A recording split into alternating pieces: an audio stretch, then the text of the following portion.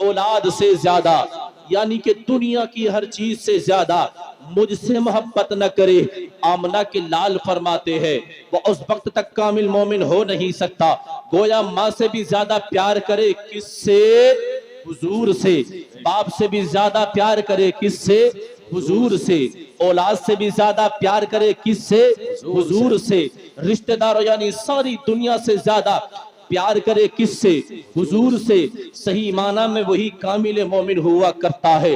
अल्लाह अकबर। मैंने अर्ज किया है, अल्लाह कुरान में फरमाता है, महबूब आप फरमा दे कि पढ़े और बेपढ़े ये दोनों बराबर हो नहीं सकते। इल्म है क्या? इल्म किस चीज का नाम है? इल्म एक रोशनी का नाम है, इल्म उजाले का नाम है, इल्म एक लाइट का नाम है जो खुद भी रोशन और जिसको मिल जाए उसको भी रोशन कर दिया करता है, और जो इससे करीब होता है वो उसको भी रोशन किया करता है। अल्लाह अकबर। जब दीन का इल्म हासिल करता है तो अल्लाह का बंदा गुनाहों से नफरत करता है, चोरी नहीं करता, गीबत नहीं करता, डाका नहीं डालता, जिनाकारी में मुब्तला नहीं होता, झूठ नहीं बोला करता है, किसी पर बहतान नहीं लगाया करता है, अपने चेहरे से दाढ़ी को नहीं मुड़ाता है, कभी किसी पर अत्याचार नहीं करता है, कभी किसी मजलूम पर जुल्म नहीं करता। ये वो होता है जो दीन का इल्म सीखता है। लेकिन वो जो दीन का इल्म नहीं सीखता वो चोरी भी करता है, न उसके दिल में खौफ खुदा होता है, न मोहब्बत मुस्तफा हुआ करती है। ए मुसलमानों, आज साइंस में बहस हुआ करती है, आप पढ़ते रहते हैं, साइंस के जरिए आप तक बातें पहुंचती रहती है, लेकिन याद रखो मुसलमानों, ये तो आज के जमाने की बात है। ये साइंसदान आज कहते हैं, ये बड़े बड़े रिसर्च करने वाले ये आज कहते हैं कि नबी ने ऐसा कहा था, नबी ने ऐसा फरमाया था, कुरान ने ऐसा कहा था, कुरान ने ऐसा फरमाया है, कुरान में ये हुक्म है, कुरान में ये हुक्म है। अल्लाह अकबर। आज साइंसदान कहते हैं, रिसर्च करते हैं, क्या मतलब? किस चीज पर रिसर्च करते हैं? ये इतना बड़ा हाथी, इतना बड़ा जानवर है, लेकिन इसकी आंखें इतनी छोटी कैसे है, इसका जिस्म इतना बड़ा कैसे है? खुदाए मुसलमानों, ये साइंस रिसर्च करता है। तो अब साइंस में बहस किस बात पर होती है? चूंटी पर। ये चूंटी छोटा सा जानवर है, अल्लाह अकबर। और साइंस में बहस होती है किस बात पर? मकड़ी पर। अल्लाह अकबर कबीरा। लेकिन याद रखो किस बात पर? कि ये मकड़ी इतना छोटा सा जानवर ये जाला कैसे बनाता है? ये शहद की मक्खी पर ये शहद कैसे मीठा होता है? इसकी वजह क्या है कि ये शहद मीठा क्यों हुआ करता है?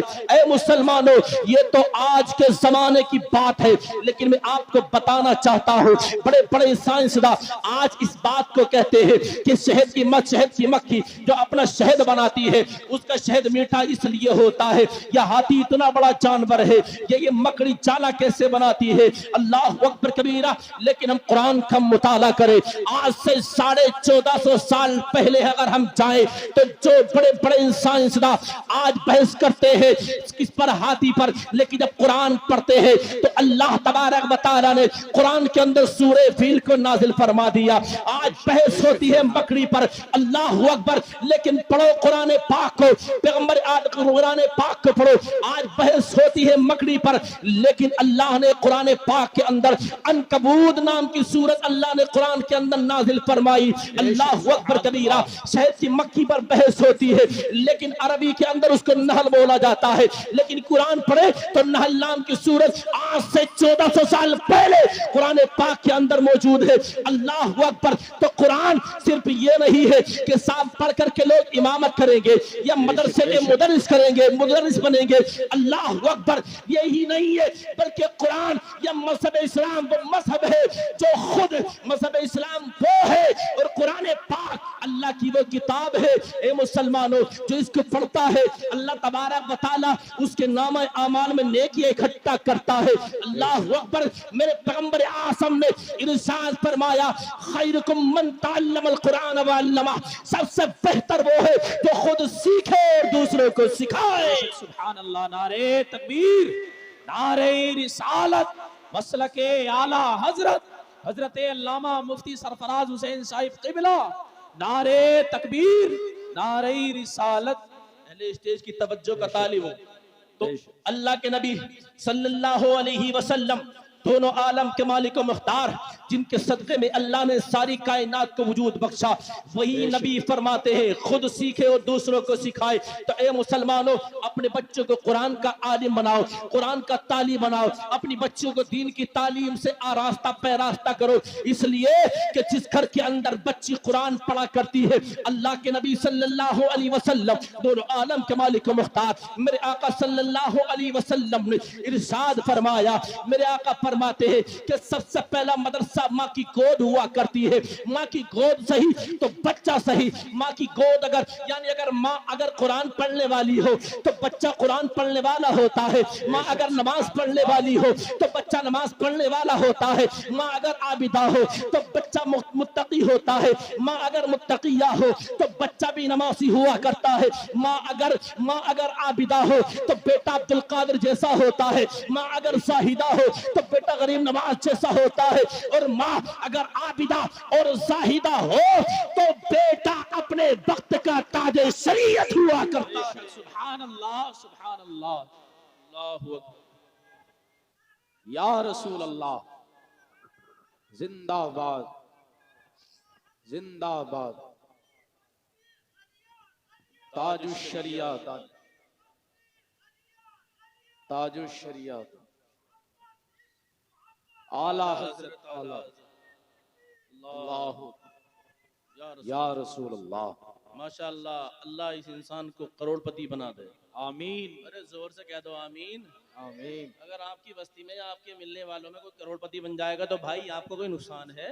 नहीं, है? तो जितनी जोर से आप सुभान अल्लाह बोल रहे हो ना, इससे ज्यादा जोर से तो लड़की जब इजाब कबूल होता है ना तो कबूल हु बोल देती क्या कबूल है। जब इजाब कबूल जब निकाह पढ़ाया जाता तो मुस्कुरा करके सुनिएगा। मुस्कुराना किसी के बाप की सुन्नत नहीं है, नबी पाक की सुन्नत है। आप पढ़ सके ये सुभान अल्लाह, सुभान अल्लाह, मजबूर होकर के नहीं, मसरूर होकर के बैठे। मुस्कुराने का भी सवाब मिलेगा और सुनने का भी सवाब मिलेगा। सुभान अल्लाह, सुभान अल्लाह। माशाअल्लाह, बड़ी खुशी है कि आप बड़ी मेहनत बड़ी गौर से सुन रहे हैं। अल्लाह आपको अमल खैर की तौफीक अता फरमाए और यहाँ पर आपका आना बैठना सब अल्लाह अपनी बारगाह में कबूल फरमाए। तो मैं अर्ज कर रहा था कि अपने बच्चों को दीन की तालीम दिलाइए, दीन की तालीम दिलाइए। मैं ये नहीं कहता कि आप अपने बच्चों को इंजीनियर ना बनाए या पायलट ना बनाए या डॉक्टर ना बनाए। मैं इस बात को बिल्कुल मना नहीं करता। मैं ये कहता हूँ कि डॉक्टर भी बनाइए, इंजीनियर भी बनाइए, पायलट भी बनाइए, IAS बनाइए, IPS बनाइए, सब बनाइए, लेकिन कुरान का इल्म जरूर दिलाइए। कुरान पढ़ेगा बच्चा तभी समझेगा, जब हदीस पढ़ेगा तभी समझ में आएगा कि आमना के लाल अब्दुल्ला के नूरे नसर मदीने वाले मुस्तफा ने आज से 1400 साल पहले ये बयान फरमा दिया था, अल जन्नतु तहतल अक़दामिल उम्महात, कि जन्नत माँ के कदमों के नीचे है। तभी तो माँ के मकाम को समझेगा, तभी तो बाप के मर्तबे को समझेगा कि माँ के कदमों के नीचे जन्नत है, माँ के कदमों के नीचे जन्नत है। अल्लाह अकबर कबीरा। लेकिन हर बात के दो पहलू होते हैं।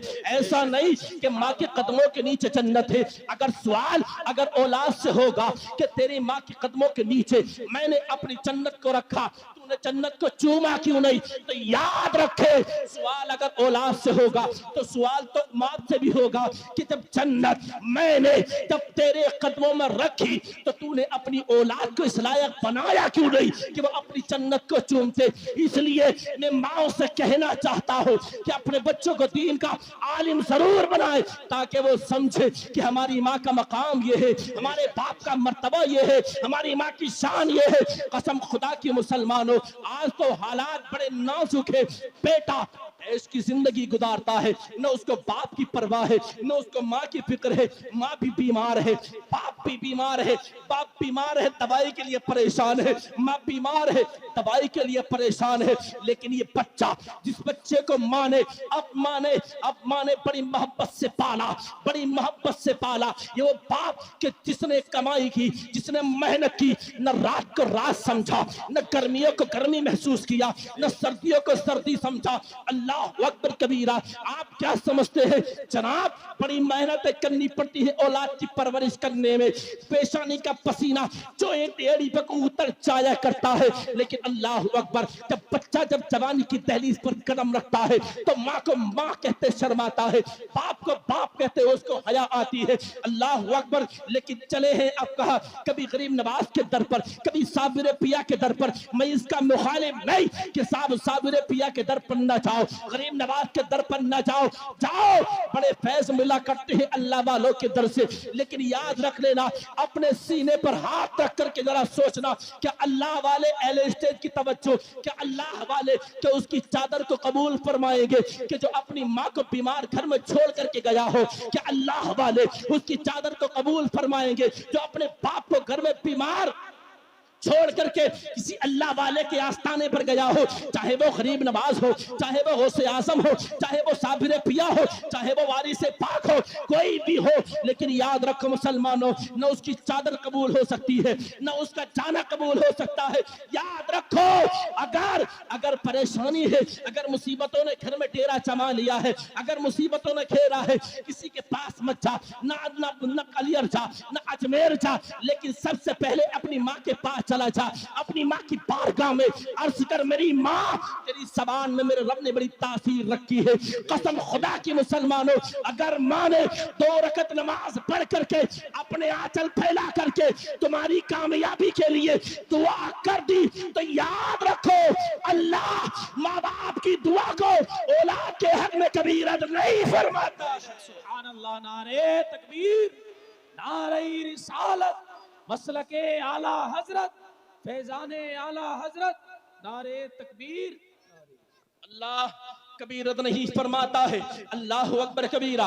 लेकिन आइए मैं आपको थोड़ी सी बात और मैं बताता हूँ।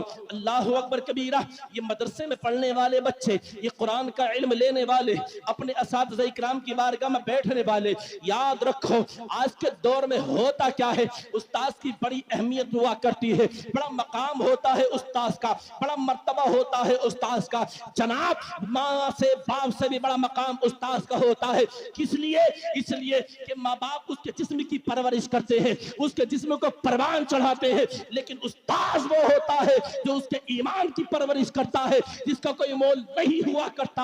अल्लाह अकबर कबीरा। लेकिन ये वही तलबा इकराम जब रात का सन्नाटा होता है, जब ठंड में कोहरा आता है, ये ठंडे ठंडे पानी से वुजू किया करते हैं और कुरान की तिलावत करते हैं। ए मुसलमानों, इन पर रब तबारक व तआला की बड़ी रहमतें नाजिल हुआ करती है। और ए मुसलमानों, जब आप आराम की नींद सोते हैं, ये कुरान का पढ़ने वाला, हदीस का पढ़ने वाला हदीस को पढ़ता है, काल अल्लाह काल रसूल की सदाएं रात के सन्नाटे में बुलंद किया करता है। अल्लाह अकबर। लेकिन आज उन्हीं को हकारत की नजरों से देखा जाता है, उन्हीं को हकारत की नजरों से देखा जाता है। लेकिन मैं आपको बताता हुआ चलूं कि जब पैगंबर आदम सल्लल्लाहु अलैहि वसल्लम की साथ पर हमला हुआ तो कौन आगे आया? कोई डॉक्टर साहब आगे नहीं आए, इंजीनियर साहब आगे नहीं आए, पायलट साहब आगे नहीं आए, बल्कि यही मदरसे के पढ़ने वाले बच्चे, यही मदरसे में पढ़ने वाला बच्चा जिसको आज हकारत की नजरों से देखा जाता है, जब पैगंबर आदम सल्लल्लाहु अलैहि वसल्लम के साथ पर हमला करते हैं लोग,